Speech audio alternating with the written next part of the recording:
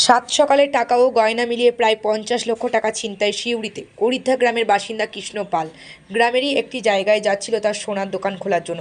ব্যাগেই ছিল টাকা ও সোনার গয়না। মিলনী সংঘ ক্লাবের কাছে বাইক নিয়ে দুজন আসে এবং তাকে ধাক্কা মেরে ফেলে দেয়। এরপর তার ব্যাগটি নিয়ে চম্পট দেয়। সিউড়ি থানায় লিখিত অভিযোগ দায়ের করা হয়েছে ওই ব্যক্তির পক্ষ থেকে। সিসিটিভি খতিয়ে দেখে তদন্তে নেমেছে পুলিশ। সিউড়ি টাইমস, সিউড়ি, বীরভূম।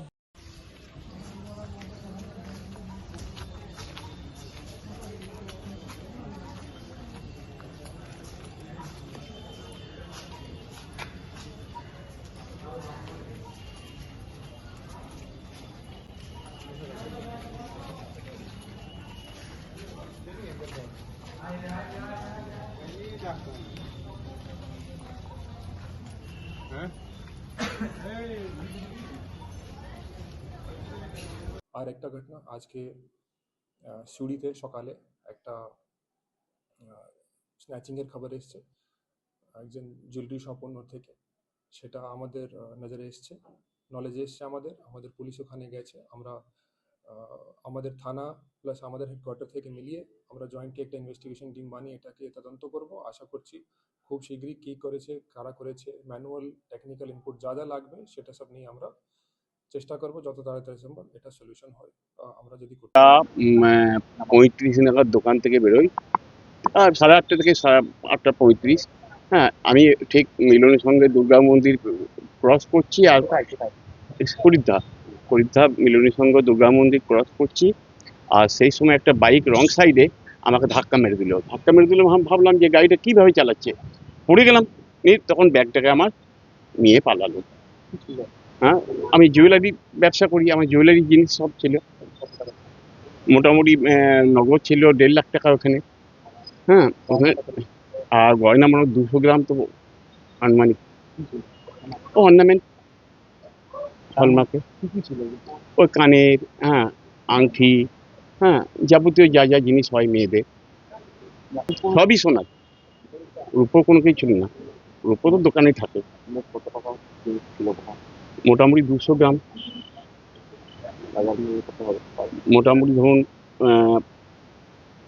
25, এইদিকে 50, হ্যাঁ 50 লাখ টাকা। মনে হচ্ছে আপনার কি মনে হচ্ছে বলতে আমি তো কিছু ভাবতেই পারছি না। ওরা নিশ্চয়ই ফলো ছিল। মেরে দিল আমাকে। আমি ভাই গাড়ি কিভাবে চালাচ্ছে, আমি তো আমার মাথায় তো কিছু নাই যে এই সকাল 7 সকালে এরকম ধরনের ঘটনা ঘটতে পারে, এটা তো আমার মাথায় নাই। তারপরে আমি বুঝতে পারছি ব্যাগটা নাই উঠে। কজন ছিল ভাই? 2 জন। হ্যাঁ, মুখে একটা মাস্ক পরা ছিল। ওরা শিউড়ি থেকে আসছে রাজনগর রোডে। ওরা ঢুকে গেল কিন্তু ওই ইয়েতে শালবনি মোড়ে এখন গলি থেকে চলে গেল। সিসি ক্যামেরায় দেখলাম। এখন আমরা কোথায়? আমি থানাতে এসেছি। নাম আপনার? কৃষ্ণ পাত্র। পরীক্ষা সার্বজনীন দুর্গা মন্দির আছে। সেখান থেকে কিছু জিনিসপত্র চুরি করে নেওয়া হোক, নিয়ে দোকানদার পণ্য ব্যবসায়ী যে কতটা মানে ভয়ানক দিকে লাগছে।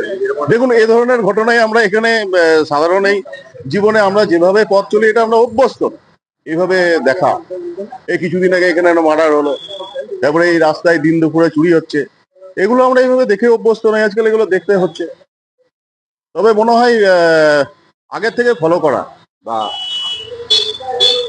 জানাশোনায় কোনো কেউ, এই যে সকালবেলাতে চুরি করার সাহস, এটাই আমরা আশ্চর্য হয়ে যাচ্ছি। কারণ এই ধরনের ঘটনা আমরা দেখে অভ্যস্ত নয়, এই ইদানিং কালে দেখছি। আরো কিছু দেখতে হবে আগামী দিনে। পরীক্ষার মেইন রোডের উপর এরকম চুরি হচ্ছে, প্রশাসনের কি মানে কোথাও কি এটা মানে গাফিলতি আছে? মানে প্রশাসনের গাফিলতি তো অবশ্যই আছে, এখানে অস্বীকার করার কিছু নেই। আপনিও জানেন, আমিও জানি, পাবলিক সবাই জানে। কেউ সম্মুখে বলতে পারে সাহস করে, আর কেউ বলতে পারে না। তো সবাই দেখছে যে সারা পশ্চিম বাংলা জুড়েই প্রশাসনের গাফিলতি। পুলিশের উপরে কি মানে আস্থা হারাচ্ছেন এইভাবে? সাধারণ মানুষ পুলিশের উপর একটু আস্থা হারাচ্ছে বই কি, যা চলছে তাতে। আপনি কি এখানকারই বাসিন্দা? আমি এখানকারই বাসিন্দা। কি নাম আপনার? আমার নাম দেবজিৎ দত্ত।